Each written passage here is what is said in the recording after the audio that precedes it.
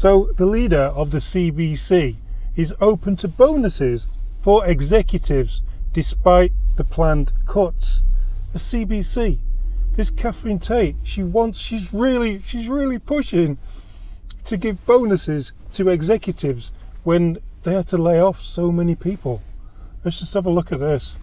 The president of the CBC and Radio Canada signalled Tuesday that she will recommend bonuses are rolled out to executives this year despite plans to cut 10% of the national broadcaster's workforce. And they couldn't even do a New Year's Eve party because they ran out of money. But yeah, they want to give bonuses. And they want to call it something else. They call it like production bonus or something. Let's have a look. She was grilled. She was grilled. Just have a listen to this, guys. Would you agree that measuring viewership or ratings is a reasonable metric to measure the success of a broadcaster? Viewership is one metric. So is usership. Yeah, one metric. Yeah. It's. I would say it's an important metric when you're talking about a broadcaster. You said a few minutes ago that ad revenue was I think you used the word, a major driver of whether or not you judge success. So would ad revenue also be a reasonable measure of success for a broadcaster? It would be one of the variables, yes. Right, okay. So viewership, yes. Ad revenue, yes. Trust also, whether or not people can trust what they're seeing on TV, especially when you run news outlets. You would agree, I hope, that trust in media would also be a measure of success. Absolutely. Okay, and therefore errors would be another measure of success or failure. If there aren't a lot of errors, and that would be a good thing. If there are a lot of errors, that would be a bad thing. Would you agree on that? Well, I actually would put a different response on error. I think error is a natural part of all journalism, and in the fact that CBC, Radio Canada post its corrections as quickly as we do is actually a demonstration of why we are trusted, unlike others who may not.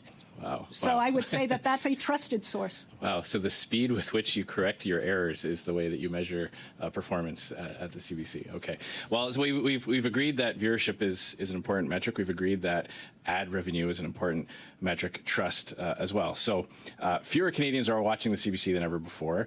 Viewership has plummeted to half of what it was when you became CEO in 2018. Ad revenue has also crashed. In fact, it was down 31% in just 1 year, 2022 to 2023. And trust in media, and especially in the CBC, has also declined.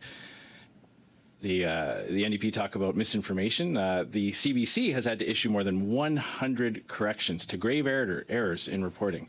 And that obviously has an impact on trust. So given the fact that on all these important metrics that you've agreed on, what justification do you have to issuing performance awards? If the argument is to try to say that we're no longer of value, all I would say is that's not what I hear. When you give someone a bonus, and we've just agreed on the metrics that should be used to judge a broadcaster, when those metrics are down, how do you justify giving executives, big bonuses when they haven't achieved success by these metrics that we've agreed on?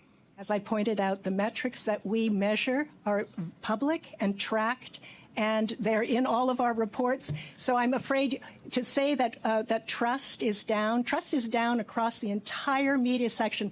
So the article goes on to say the broadcaster announced in December that it was cutting 600 jobs and allowing 200 more vacancies to go unfilled, along with $40 million in cuts to productions, saying it aimed to head off a projected $125 million shortfall in the coming fiscal year. CBC documents released under Access to Information show more than $99 million in bonuses were awarded to employees between 2015 and 2022. Yeah, it's just crazy that she wants to push bonuses. But for executives want these bonuses. Absolutely ridiculous. She shouldn't even be allowed.